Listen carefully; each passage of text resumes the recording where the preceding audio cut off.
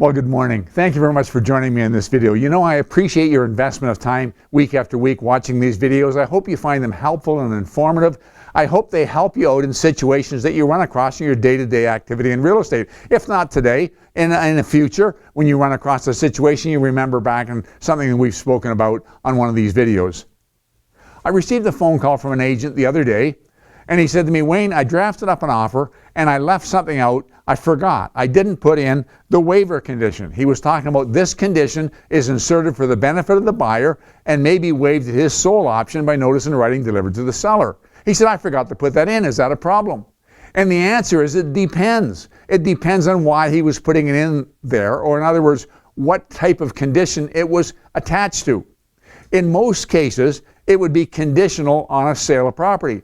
And typically on a condition on sale of property, it says this offer is conditional upon the sale of the purchaser's property, known as such and so within so much time. That's the condition. In order to move forward on the agreement of purchase and sale, you have to fulfill the condition.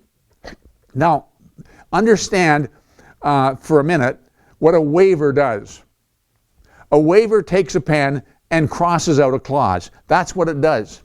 And if you go back to your training in real estate, way back when you were getting your license, you remember you were taught that any agreement of purchase and sale, any change, minor or major change, take a pen and cross something out, it requires both the buyer and the seller's initial. If just the buyer does it and the seller doesn't, it nullifies the agreement of purchase and sale. They both have to agree.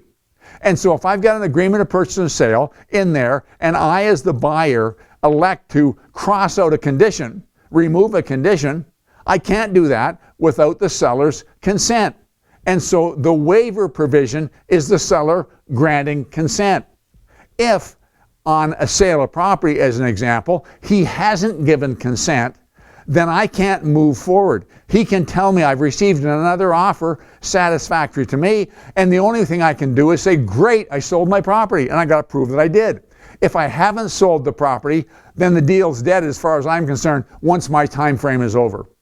So it's important there that there be a waiver provision. What's happened in the industry, however, is that we've become more the norm of using a waiver to remove any condition. And you can do that if the waiver provision is attached to the condition to start with, so a seller's giving you the right to do it, but it tells a different story. If I use a notice of fulfillment of condition, I'm telling all the parties that I've done the condition, whether it's financing, whether it's building inspection, whatever the case may be, I've done it and it's been fulfilled. If I use a waiver instead, I'm saying I don't need it. I removed it. So it conveys the idea. And let's take a critical one, conditional on building inspection. I say in my agreement of purchase and sale, this offer is conditional on me having the property inspected by a certified building inspector and receiving a report satisfactory to me at my sole and absolute discretion. Okay, if I have in there that I can waive it and I waived it, I'm telling the parties that I changed my mind.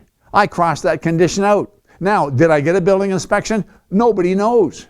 And it's important if I'm the seller, or if it's important if I'm the agent for the seller, it's important whether that building inspection was done or not.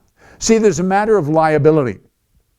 And the courts have deemed that if the buyer goes ahead and gets a building inspection, then he can no longer say I'm relying on the statements made by the seller or relying on the statements made by the agent because I've made my own inquiry and satisfied myself. So I, as a seller, am glad that he's got a report satisfactory to him and he fulfilled the condition. But if he waived it instead, it removes that protection from me. So it's important that we use the right form. Now I want to say that either form will get you there.